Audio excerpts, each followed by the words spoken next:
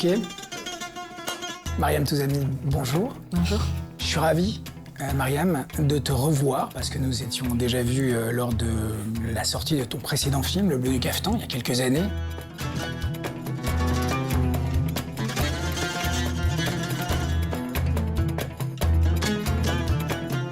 Tu es là pour ton troisième film, Calais Malaga, qui a été présenté à Venise en septembre dernier.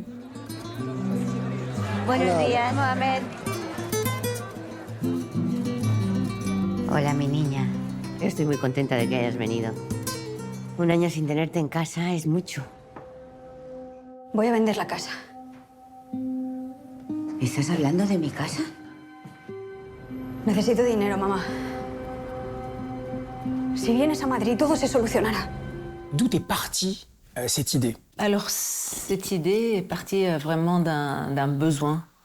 J'ai commencé à écrire Calais Malaga quand j'ai perdu ma mère, il y a 3 ans. Et avec ma mère, j'avais un lien très, très fort. Et c'est arrivé du jour au lendemain. Et donc, en fait, avec ma mère, je parlais espagnol. Ma mère était à moitié espagnole. J'ai grandi en parlant espagnol à la maison. Et donc, du coup, j'ai continué, si tu veux, à dialoguer avec elle dans ma tête en espagnol. D'où le fait que ce film soit en espagnol. Puis, de replonger surtout dans mes souvenirs afin de la garder avec moi, justement. Et ces souvenirs m'amenaient à Tanger, qui est ma ville natale, la ville de ma mère, qui est une ville où j'aurais jamais imaginé pouvoir mettre les pieds sans elle. Et du coup, je pense que j'ai écrit ce film inconsciemment à Tanger afin de m'obliger à me confronter à cette absence et je pense à transformer la douleur que je ressentais en désir de vie, en joie de vivre, parce qu'elle était comme ça, elle était pleine de vie, tout sourire. Et donc de continuer à aimer la vie, tout simplement. No me iré de Tánger. Yo nací aquí. Y voy a morir aquí. Sabía que dirías eso. Es que lo sabía. Y no venderás mi casa. Tu casa. Son paredes, mamá. Son paredes. Cuando papá compró esta casa, no valía casi nada, pero ahora le podemos sacar un poco de dinero. C'est une sorte d'éloge à la vie où tu retrouves en fait quelque chose de très particulier qui était déjà présent très très fort dans tes précédents films. C'est la délicatesse, l'intime et la sensualité.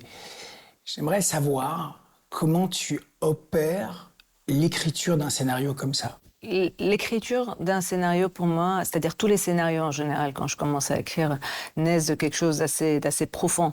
Et quand j'écris, je me laisse tout simplement porter par mes personnages, par leurs histoires. Et vraiment, j'ai l'impression de découvrir avec eux, jour après jour, séquence après séquence, ce qui va se passer dans l'histoire. Donc c'est vraiment un lâcher-prise. J'ai l'impression de m'oublier et que petit à petit, toutes ces choses dont pour beaucoup je ne suis même pas consciente commencent à prendre forme et à façonner quelque part le récit. He venido a por mis muebles. Quiero comprarlos de nuevo. ¿Cuánto pide por todo? El piso sigue en venta. Solo que ella no sabe que me he vuelto a vivir allí. Par exemple, tes repérages, parce que j'ai l'impression que tu cherches vraiment quelque chose de très spécifique pour raconter tes personnages, que tes décors sont toujours au centre de tout. Avant quoi que ce soit, il faut que j'ai un vrai lien, qu'il y a quelque chose qui se passe entre le lieu où je vais tourner et moi-même déjà. Sur Calais Malaga, j'avais vraiment envie qu'on puisse sentir justement le vécu dans ces murs, dans cette maison, que la vie, la rue soit présente, qu'on puisse l'entendre, la sentir, qu'on comprenne cet attachement viscéral aussi à travers cette maison qui elle-même est un personnage dans l'histoire. On a passé beaucoup de temps sur les lieux, à chiner des meubles, à parler des objets, de ce que chaque objet racontait. Chaque objet dans le film a une raison d'être. Chaque objet raconte une histoire. No me queda ni un duro. Anticuario lo va a vender todo si no me doy prisa. ¿Dónde vas a ver el partido? En el café de Hassan, seguramente. ¿Y a cuánto sale la cerveza? Los cafés no venden cerveza.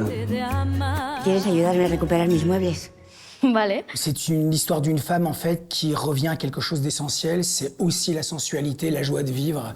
Et ça, c'est quelque chose qui est présent dans tous tes films.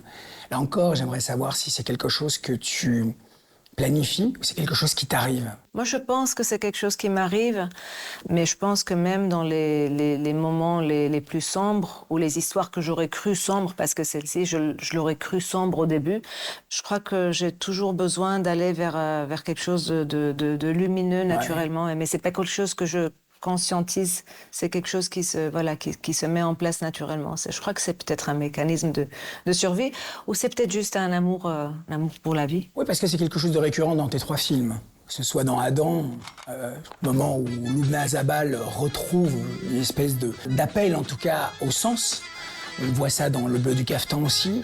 Et ici, c'est quelque chose qui est présent dans le film. Elle redécouvre des choses qu'elle avait oubliées, d'où justement ce rapport au corps, à la sensualité, à la sexualité. 22 años. ¿Te lo puedes creer? No, la última vez fue hace 22 años. Y es muy simple. José Manuel, que en paz descanse, murió hace casi 20 años. Y ya no habíamos hecho nada los dos desde hacía una eternidad. Mais c'est une femme qui est toujours quand même, qui est restée dans la vie. C'est une femme qui ne s'est pas fermée, qui continue à savourer la vie au moment où sa fille arrive et qu'elle veut l'arracher justement à tout ça. José Manuel. Era un buen hombre, tú lo sabes. Un buen marido. Pero lo que he sentido ahora me da escalofríos. Pour les personnes âgées, trop souvent, je pense, dans nos sociétés, on a l'impression qu'il y a un moment où les choses sont finies et qu'on peut les mettre de côté. Et moi, j'avais envie de faire le contraire avec María Ángeles. J'avais envie qu'elle soit vraiment dans la vie, qu'elle s'assume, qu'elle prenne du plaisir, qu'elle découvre certaines choses qu'elle n'avait pas connues avant, et que le film aussi célèbre la vie à travers elle.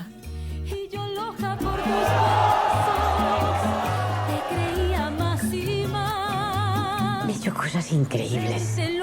Sus labios, su boca. Fue mágico. Su lengua. Es que son cosas que no te puedo contar. No te puedo contar. Para dejarte de amar. Tu as fait 3 films, c'est chaque fois des regards très précis sur la société marocaine. J'aimerais savoir si, en fait, le regard que toi et Nabil Ayouch, ton compagnon et le co-scénariste de tes films, avez entrepris, si c'est quelque chose qui continue à vous inspirer, c'est toute la complexité de cette société marocaine. Ah oui, moi je trouve que la société marocaine est une société extrêmement inspirante. Quand tu parlais de cette peut-être joie de vivre qui finalement, ou je sais, optimisme peut-être qui se dégage de mes films, je pense que c'est aussi parce que je ressens ça très fort au Maroc. Je sens que les gens trouvent toujours un moyen d'être heureux, qu'ils ont souvent tendance à voir le bon côté des choses, malgré l'adversité. Et je pense que ça, c'est quelque chose que je trouve aussi très inspirant. Je te remercie beaucoup, Mariam. Merci à toi. Bonne merde au film, vraiment. Très beau film. Merci beaucoup. Déclamer, réciter, chanter, hurler, célébrer, le cinéma donne de la voix cette semaine dans les salles. Oui, bonjour madame. C'est ma nièce, Éponine. C'est merveilleux de s'appeler Éponine. Oui, je sais. C'est une meuf dans Les Misérables. Vous êtes revenu voir le spectacle? Nous aussi, on travaille sur Hugo. Vous travaillez sur Hugo? Oui. Faut vous reposer, hein, monsieur Zucchini. Il va vous bouffer, votre Victor Hugo. J'aime que ça. Il y a votre fille qui est venue. Mais enfin, fallait la retenir, chevalier. Je savais même pas que vous aviez une fille. C'est aussi à elle de prendre contact, enfin. C'est un peu ce qu'elle vient de faire, non? Je pourrais peut-être essayer un texto. Ou une photo. Vous êtes dingue. Ou un vocal. C'est quoi un vocal? Mais Mabrouk! Les grands classiques ont plus que jamais le vent en poupe. Après Pierre Ninet dans Le Comte de Monte Cristo et en attendant Vincent Lindon dans Les Misérables, voici Fabrice Lucchini dans Victor comme tout le monde, une ode à l'amour des mots signée Pascal Bonitzer. Fursi, né libre, esclave maintenu par la cupidité des hommes. J'ai le droit de circuler librement. Fallait demander au procureur du roi. Silence! Fursi devrait être libre, car sa mère a été affranchie il y a des années. Cet acte d'affranchissement, même s'il existe, c'est qu'un bout de papier.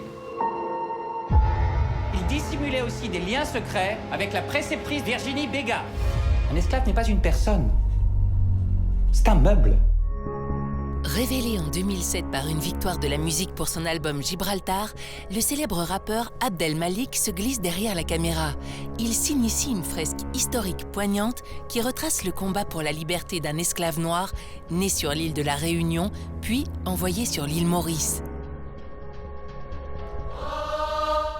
L'allée. Toi et moi, ça a été comme un coup de foudre. Yo ma sœur. Malik, ma vie. Charlie, le démon de la nuit. Ce qui nous a tout de suite reliés, c'est notre besoin de liberté. Paradis, t'as un mois de retard pour les charges. Si tu veux faire plus de fric, j'ai un truc en plus à te proposer. La nuit ne porte pas toujours conseil, mais pour Nino, elle symbolise la vie, la fête et le moyen de fuir la réalité du haut de ses 20 ans.